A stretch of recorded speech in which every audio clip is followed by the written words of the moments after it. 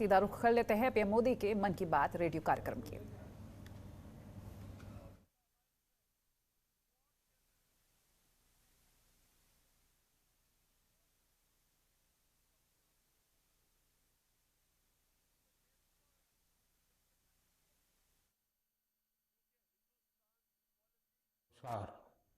बीते सप्ताह हमने एक ऐसी उपलब्धि हासिल की जिसने हम सबको गर्व से भर दिया। आपने सुना होगा कि भारत ने पिछले सप्ताह 400 बिलियन डॉलर यानी 30 लाख करोड़ रुपए के एक्सपोर्ट का टारगेट हासिल किया है। पहली बार सुनने में लगता है कि ये अर्थव्यवस्था से जुड़ी बात है, लेकिन ये अर्थव्यवस्था से भी ज्यादा भारत के सामर्थ्य, भारत के पोटेंशियल से जुड़ी बात है। एक समय में भारत से एक्सपोर्ट का आंकड़ा कभी 100 बिलियन, कभी 150 बिलियन, कभी 200 बिलियन तक हुआ करता था। अब आज भारत 400 बिलियन डॉलर पर पहुंच गया है। इसका एक मतलब ये कि दुनिया भर में भारत में बनी चीजों की डिमांड बढ़ रही है। दूसरा मतलब ये कि भारत की सप्लाई चेन दिनों दिन और मजबूत हो रही है। और इसका एक बहुत बड़ा संदेश भी है। देश विराट कदम तब उठाता है जब सपनों से बड़े संकल्प होते हैं, जब संकल्पों के लिए दिन रात ईमानदारी से प्रयास होता है तो वो संकल्प सिद्ध भी होते हैं। और आप देखिए, किसी व्यक्ति के जीवन में भी तो ऐसा ही होता है। जब किसी के संकल्प, उसके प्रयास, उसके सपनों से भी बड़े हो जाते हैं तो सफलता उसके पास खुद चल करके आती है। साथियों, देश के कोने कोने से नए नए प्रोडक्ट जब विदेश जा रहे हैं, असम के हैलाकांडी के लेदर प्रोडक्ट हो या उस्मानाबाद के हैंडलूम प्रोडक्ट, बीजापुर की फल सब्जियां हो और चंदौली का ब्लैक राइस, सबका एक्सपोर्ट बढ़ रहा है। अब आपको लद्दाख की विश्व प्रसिद्ध एप्रिकॉट दुबई में भी मिलेगी और सऊदी अरब में तमिलनाडु से भेजे गए केले मिलेंगे। और सबसे बड़ी बात ये कि नए नए प्रोडक्ट्स नए नए देशों को भेजे जा रहे हैं। जैसे हिमाचल, उत्तराखंड में पैदा हुए मिलेट्स, मोटे अनाज की पहली खेप डेनमार्क को निर्यात की गई। आंध्र प्रदेश के कृष्णा और चित्तूर जिले के बंगनपल्ली और सुवर्णरेखा आम दक्षिण कोरिया को निर्यात किए गए। त्रिपुरा से ताजा कटहल हवाई रास्ते से लंदन निर्यात किए गए।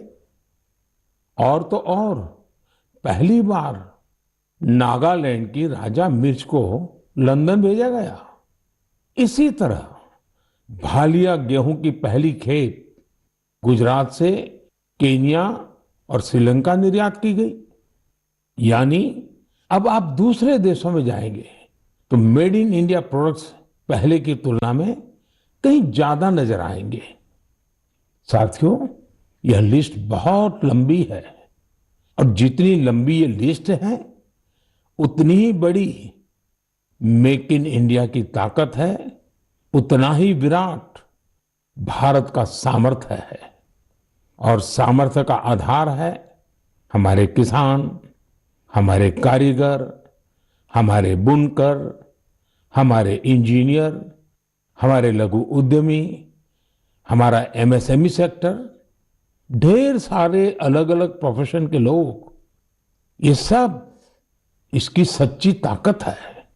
इनकी मेहनत से ही 400 बिलियन डॉलर के एक्सपोर्ट का लक्ष्य प्राप्त हो सका है। और मुझे खुशी है कि भारत के लोगों का इस सामर्थ्य अब दुनिया के कोने कोने में नए बाजारों में पहुंच रहा है। जब एक एक भारतवासी लोकल के लिए वोकल होता है, तब लोकल को ग्लोबल होते देर नहीं लगती है। आइए लोकल को ग्लोबल बनाएं और हमारे उत्पादों की प्रतिष्ठा को और बढ़ाएं। साथियों, मन की बात के श्रोताओं को ये जानकर भी अच्छा लगेगा कि घरेलू स्तर पर भी हमारे लघु उद्यमियों की सफलता हमें गर्व से भरने वाली है। आज हमारे लघु उद्यमी सरकारी खरीद में गवर्नमेंट ई मार्केट प्लेस यानी जेम के माध्यम से बड़ी भागीदारी निभा रहे हैं। टेक्नोलॉजी के माध्यम से बहुत ही ट्रांसपेरेंट व्यवस्था विकसित की गई है। पिछले 1 साल में जेम पोर्टल के जरिए सरकार ने 1 लाख करोड़ रुपए से ज्यादा की चीजें खरीदी हैं। देश के कोने कोने से करीब करीब 1.25 लाख लघु उद्यमियों, छोटे दुकानदारों ने अपना सामान सरकार को सीधे बेचा है।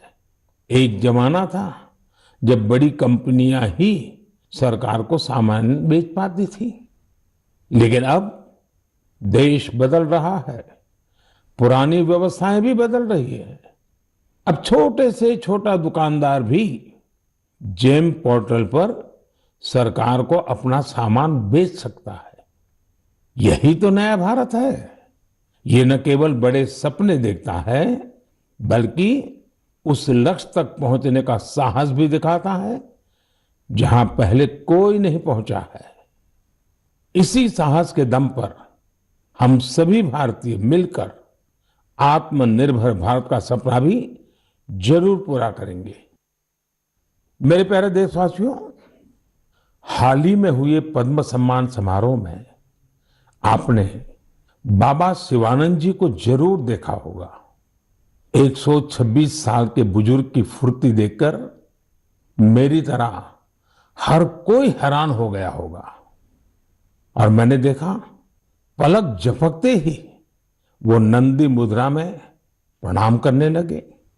मैंने भी बाबा शिवानंद जी को झुककर बार बार प्रणाम किया। 126 वर्ष की आयु और बाबा शिवानंद की फिटनेस दोनों आज देश में चर्चा का विषय है। मैंने सोशल मीडिया पर कई लोगों का कमेंट देखा कि बाबा शिवानंद अपनी उम्र से 4 गुना कम आयु से भी ज्यादा फिट है। वाकई बाबा शिवानंद का जीवन हम सभी को प्रेरित करने वाला है। मैं उनकी दीर्घ आयु की कामना करता हूं। उनमें योग के प्रति एक पैशन है और वे बहुत हेल्दी लाइफस्टाइल जीते हैं। जीवेम शरदः शतम। हमारी संस्कृति में सबको 100 वर्ष के स्वस्थ जीवन की शुभकामनाएं दी जाती हैं। हम 7 अप्रैल को विश्व स्वास्थ्य दिवस मनाएंगे। आज पूरे विश्व में हेल्थ को लेकर भारतीय चिंतन, चाहे वो योग हो या आयुर्वेद, इसके प्रति रुझान बढ़ता जा रहा है।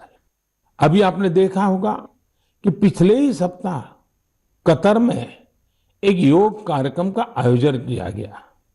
इसमें 114 देशों के नागरिकों ने हिस्सा लेकर एक नया वर्ल्ड रिकॉर्ड बना दिया। इसी तरह से आयुष इंडस्ट्री का बाजार भी लगातार बड़ा हो रहा है। 6 साल पहले आयुर्वेद से जुड़ी दवाइयों का बाजार 22,000 करोड़ रुपए के आसपास का था। आज आयुष मैन्युफैक्चरिंग इंडस्ट्री 1,40,000 करोड़ रुपए के आसपास पहुंच रही है। यानी इस क्षेत्र में संभावनाएं लगातार बढ़ रही हैं। स्टार्टअप वर्ल्ड में भी आयुष आकर्षण का विषय बनता जा रहा है। साथियों, हेल्थ सेक्टर के दूसरे स्टार्टअप्स पर तो मैं पहले भी कई बार बात कर चुका हूं, लेकिन इस बार आयुष स्टार्टअप्स पर आपसे विशेष तौर पर बात करूंगा। एक स्टार्टअप है कपिवा। इसके नाम में ही इसका मतलब छिपा है। इसमें क का मतलब है कफ, पी का मतलब है पित्त और वा का मतलब है वात। यह स्टार्टअप हमारी परंपराओं के मुताबिक हेल्दी ईटिंग हैबिट्स पर आधारित है। एक और स्टार्टअप निरोग स्ट्रीट भी है। आयुर्वेद हेल्थ केयर इकोसिस्टम में एक अनूठा कंसेप्ट है। इसका टेक्नोलॉजी ड्रिवन प्लेटफॉर्म दुनिया भर के आयुर्वेदा डॉक्टर्स को सीधे लोगों से जोड़ता है। 50,000 से अधिक प्रैक्टिशनर्स इससे जुड़े हुए हैं। इसी तरह आत्रे इनोवेशंस एक हेल्थ केयर टेक्नोलॉजी स्टार्टअप है जो होलिस्टिक वेलनेस के क्षेत्र में काम कर रहा है। इक्सोरियल ने न केवल अश्वगंधा के उपयोग को लेकर जागरूकता फैलाई है, बल्कि टॉप क्वालिटी प्रोडक्शन प्रोसेस पर भी बड़ी मात्रा में निवेश किया है। क्योरवेदा ने जड़ी बूटियों के आधुनिक शोध और पारंपरिक ज्ञान के संगम से होलिस्टिक लाइफ के लिए डाइटरी सप्लीमेंट्स का निर्माण किया है। साथियों, अभी तो मैंने कुछ ही नाम गिनाए हैं, ये लिस्ट बहुत लंबी है। ये भारत के युवा उद्यमियों और भारत में बन रही नई संभावनाओं का प्रतीक है। मेरा हेल्थ सेक्टर के स्टार्टअप्स और विशेषकर आयुष स्टार्टअप से एक आग्रह भी है। आप ऑनलाइन जो भी पोर्टल बनाते हैं, जो भी कंटेंट क्रिएट करते हैं, वो संयुक्त राष्ट्र द्वारा मान्यता प्राप्त सभी भाषाओं में भी बनाने का प्रयास करें। दुनिया में बहुत सारे ऐसे देश हैं जहां अंग्रेजी न इतनी बोली जाती है और ना ही इतनी समझी जाती है। ऐसे देशों को भी ध्यान में रखकर अपनी जानकारी का प्रचार प्रसार करें। मुझे विश्वास है भारत के आयुष स्टार्टअप्स बेहतर क्वालिटी के प्रोडक्ट्स के साथ जल्द ही दुनिया भर में छा जाएंगे। साथियों, स्वास्थ्य का सीधा संबंध स्वच्छता से भी जुड़ा है। मन की बात में हम हमेशा स्वच्छता के आग्रहियों के प्रयासों को जरूर बताते हैं। ऐसे ही एक स्वच्छाग्रही हैं चंद्रकिशोर पाटिल जी। ये महाराष्ट्र में नासिक में रहते हैं। चंद्रकिशोर जी का स्वच्छता को लेकर संकल्प बहुत गहरा है। वो गोदावरी नदी के पास खड़े रहते हैं और लोगों को लगातार नदी में कूड़ा कचरा न फेंकने के लिए प्रेरित करते हैं। उन्हें कोई ऐसा करता दिखता है तो तुरंत उसे मना करते हैं। इस काम में चंद्रकिशोर जी अपना काफी समय खर्च करते हैं। शाम तक उनके पास ऐसी चीजों का ढेर लग जाता है जो लोग नदी में फेंकने के लिए लाए होते हैं। चंद्रकिशोर जी का ये प्रयास जागरूकता भी बढ़ाता है और प्रेरणा भी देता है। इसी तरह एक और स्वच्छाग्रही हैं ओडिशा में पुरी के राहुल महाराणा।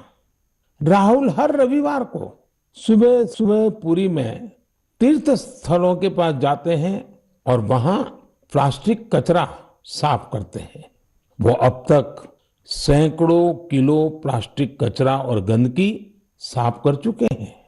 पुरी के राहुल हो या नासिक के चंद्रकिशोर, ये हम सबको बहुत कुछ सिखाते हैं। नागरिक के तौर पर हम अपने कर्तव्यों को निभाएं, चाहे स्वच्छता हो, पोषण हो या फिर टीकाकरण।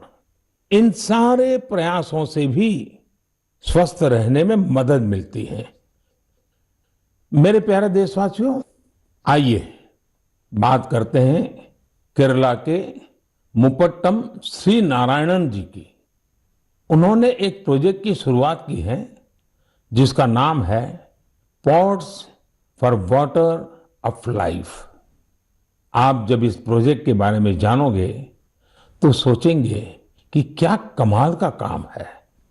साथियों, मुपट्टम श्रीनारायण जी गर्मी के दौरान पशु पक्षियों को पानी की दिक्कत ना हो, इसके लिए मिट्टी के बर्तन बांटने का अभियान चला रहे हैं।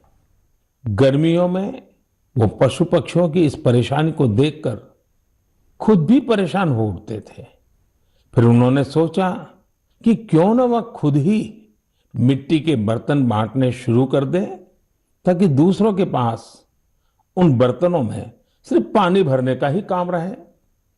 आप हैरान रह जाएंगे कि नारायण जी द्वारा बांटे गए बर्तनों का आंकड़ा 1 लाख को पार करने जा रहा है।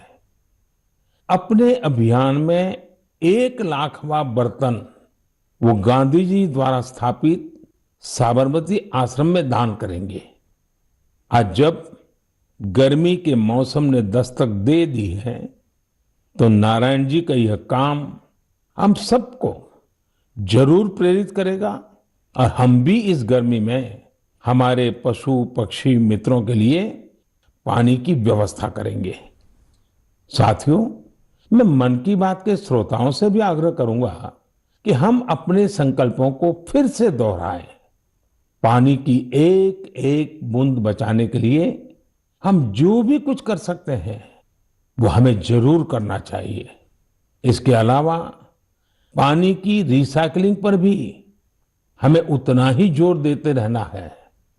घर में इस्तेमाल किया हो जो पानी गमलों में काम आ सकता है, गार्डनिंग में काम आ सकता है, वो जरूर दोबारा इस्तेमाल किया जाना चाहिए। थोड़े से प्रयास से आप अपने घर में ऐसी व्यवस्थाएं बना सकते हैं। रहीमदास जी सदियों पहले कुछ मकसद से ही कहकर गए हैं कि रहमन पानी राखिए, बिन पानी सब सुन। और पानी बचाने के इस काम में मुझे बच्चों से बहुत उम्मीद है। स्वच्छता को जैसे हमारे बच्चों ने आंदोलन बनाया, वैसे ही वो वाटर वॉरियर बनकर पानी बचाने में मदद कर सकते हैं। साथियों, हमारे देश में जल संरक्षण, जल स्रोतों की सुरक्षा सदियों से समाज के स्वभाव का हिस्सा रहा है। मुझे खुशी है कि देश में बहुत से लोगों ने वाटर कंजर्वेशन को लाइफ मिशन ही बना दिया है। जैसे चेन्नई के एक साथी हैं अरुण कृष्णमूर्ति जी। अरुण जी अपने इलाके में तालाबों और झीलों को साफ करने का अभियान चला रहे हैं। उन्होंने 150 से ज्यादा तालाबों, झीलों की साफ सफाई की जिम्मेदारी उठाई और उसे सफलता के साथ पूरा किया। इसी तरह महाराष्ट्र के एक साथी रोहन काले हैं। रोहन पैसे से एक एचआर प्रोफेशनल है। वो महाराष्ट्र के सैकड़ों स्टेप वेल्स यानी सीढ़ी वाले पुराने कुओं के संरक्षण की मुहिम चला रहे हैं। इनमें से कई कुएं तो सैकड़ों साल पुराने होते हैं और हमारी विरासत का हिस्सा होते हैं। सिकंदराबाद में बंसीलाल पेट कुआं एक ऐसा ही स्टेप वेल है। बरसों की उपेक्षा के कारण ये स्टेप वेल मिट्टी और कचरे से ढंक गया था, लेकिन अब वहां इस स्टेप वेल को पुनर्जीवित करने का अभियान जन भागीदारी से शुरू हुआ है। साथियों, मैं तो उस राज्य से आता हूं जहां पानी की हमेशा बहुत कमी रही है। गुजरात में इन स्टेप वेल्स को वाव कहते हैं। गुजरात जैसे राज्य में वाव की बड़ी भूमिका रही है। इन कुओं या बावड़ियों के संरक्षण के लिए जल मंदिर योजना ने बहुत बड़ी भूमिका निभाई। पूरे गुजरात में अनेकों बावड़ियों को पुनर्जीवित किया गया। इससे इन इलाकों में वाटर लेवल को बढ़ाने में भी काफी मदद मिली। ऐसे ही अभियान आप भी स्थानीय स्तर पर चला सकते हैं। चेकडैम बनाने हो, रेन वाटर हार्वेस्टिंग हो, इसमें इंडिविजुअल प्रयास भी अहम है और कलेक्टिव एफर्ट्स भी जरूरी है। जैसे आजादी के अमृत महोत्सव में हमारे देश के हर जिले में कम से कम 75 अमृत सरोवर बनाए जा सकते हैं। कुछ पुराने सरोवरों को सुधारा जा सकता है, कुछ नए सरोवर बनाए जा सकते हैं। मुझे विश्वास है आप इस दिशा में कुछ न कुछ प्रयास जरूर करेंगे। मेरे प्यारे देशवासियों, मन की बात, उसकी एक खूबसूरती ये भी है कि मुझे आपके संदेश बहुत सी भाषाओं, बहुत सी बोलियों में मिलते हैं। कई लोग माई गॉव पर ऑडियो मैसेज भी भेजते हैं। भारत की संस्कृति, हमारी भाषाओं, हमारी बोलियां, हमारे रहन सहन, खान पान का विस्तार, ये सारी विविधताएं हमारी बहुत बड़ी ताकत है। पूरब से पश्चिम तक, उत्तर से दक्षिण तक, भारत को यही विविधता एक करके रखती हैं, एक भारत श्रेष्ठ भारत बनाती हैं। इसमें भी हमारे ऐतिहासिक स्थलों और पौराणिक कथाओं दोनों का बहुत योगदान होता है। आप सोच रहे होंगे कि ये बात मैं अभी आपसे क्यों कर रहा हूं। इसकी वजह है माधवपुर मेला। माधवपुर मेला कहाँ लगता है, क्यों लगता है, कैसे ये भारत की विविधता से जुड़ा है, ये जानना मन की बात के श्रोताओं को बहुत इंटरेस्टिंग लगेगा। साथियों, माधवपुर मेला गुजरात के पोरबंदर में समंदर के पास माधवपुर गांव में लगता है, लेकिन इसका हिंदुस्तान के पूर्वी छोर से भी नाता जुड़ता है। आप सोच रहे होंगे कि ऐसा कैसे संभव है, तो इसका भी उत्तर एक पौराणिक कथा से ही मिलता है। कहा जाता है कि हजारों वर्ष पूर्व भगवान श्री कृष्ण का विवाह नॉर्थ ईस्ट की राजकुमारी रुक्मिणी से हुआ था। ये विवाह पोरबंदर के माधवपुर में संपन्न हुआ था और उसी विवाह के प्रतीक के रूप में आज भी वहां माधवपुर मेला लगता है। ईस्ट और वेस्ट का ये गहरा नाता हमारी धरोहर है। समय के साथ अब लोगों के प्रयास से माधवपुर मेले में नई नई चीजें भी जुड़ रही हैं। हमारे यहाँ कन्या पक्ष को घराती कहा जाता है और इस मेले में अब नॉर्थ ईस्ट से बहुत से घराती भी आने लगे हैं। एक सप्ताह तक चलने वाले माधवपुर मेले में नॉर्थ ईस्ट के सभी राज्यों के आर्टिस्ट पहुंचते हैं, हैंडीक्राफ्ट से जुड़े कलाकार पहुंचते हैं और इस मेले की रौनक को चार चांद लग जाते हैं। एक सप्ताह तक भारत के पूरब और पश्चिम की संस्कृतियों का ये मेल, ये माधवपुर मेला एक भारत श्रेष्ठ भारत की बहुत सुंदर मिसाल बना रहा है। मेरा आपसे आग्रह है, आप भी इस मेले के बारे में पढ़ें और जानें। मेरे प्यारे देशवासियों, देश में आजादी का अमृत महोत्सव अब जन भागीदारी की नई मिसाल बन रहा है। कुछ दिन पहले 23 मार्च को शहीद दिवस पर देश के अलग अलग कोने में अनेक समारोह हुए। देश ने अपनी आजादी के नायक नायिकाओं को याद किया, श्रद्धापूर्वक याद किया। इसी दिन मुझे कोलकाता के विक्टोरिया मेमोरियल में विप्लवी भारत गैलरी के लोकार्पण का भी अवसर मिला। भारत के वीर क्रांतिकारियों को श्रद्धांजलि देने के लिए यह अपने आप में बहुत ही अनूठी गैलरी है। यदि अवसर मिले तो आप इसे देखने जरूर जाइएगा। साथियों, अप्रैल के महीने में हम दो महान विभूतियों की जयंती भी मनाएंगे। इन दोनों ने ही भारतीय समाज पर अपना गहरा प्रभाव छोड़ा है। ये महान विभूतियां हैं महात्मा फुले और बाबा साहब आम्बेडकर। महात्मा फुले की जयंती 11 अप्रैल को है और बाबा साहब की जयंती हम 14 अप्रैल को मनाएंगे। इन दोनों ही महापुरुषों ने भेदभाव और असमानता के खिलाफ बड़ी लड़ाई लड़ी। महात्मा फुले ने उस दौर में बेटियों के लिए स्कूल खोले, कन्या शिशु हत्या के खिलाफ आवाज उठाई। उन्होंने जल संकट से मुक्ति दिलाने के लिए भी बड़े अभियान चलाए। साथियों, महात्मा फुले की इस चर्चा में सावित्रीबाई फुले जी का भी उल्लेख उतना ही जरूरी है। सावित्रीबाई फुले ने कई सामाजिक संस्थाओं के निर्माण में बड़ी भूमिका निभाई।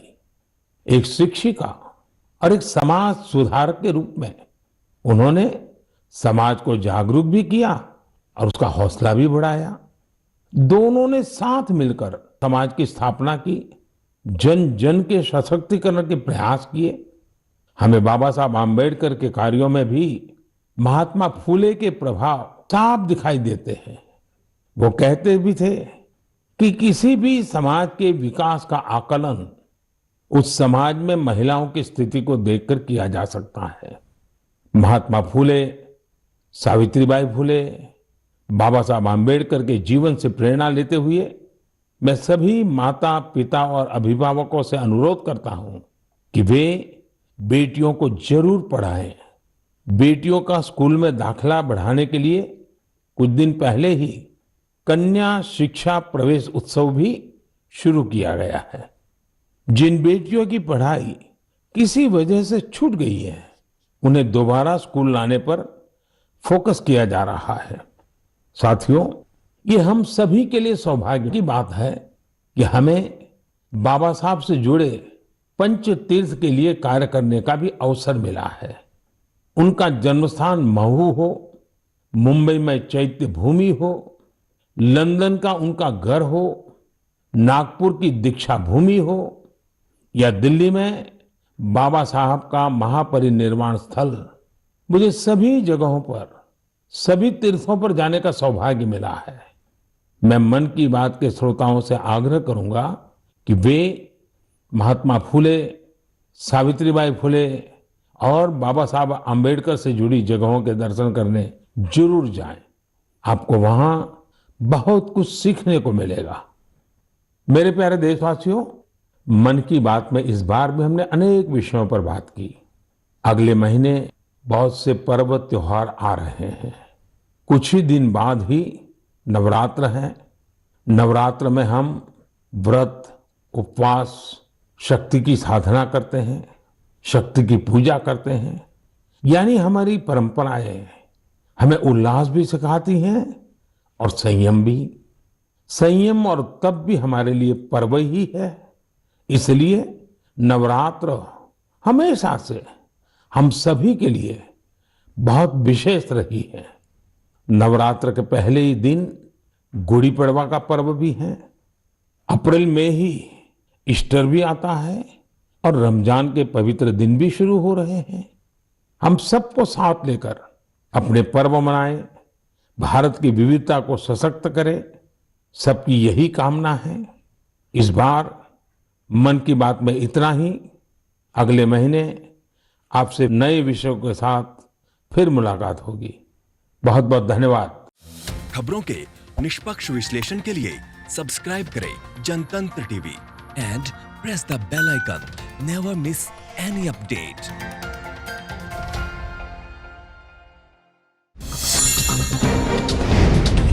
डाउनलोड कीजिए जनतंत्र टीवी ऐप को, जो कि अवेलेबल है गूगल प्ले और ऐप स्टोर पर। अधिक जानकारी के लिए अभी डाउनलोड करें।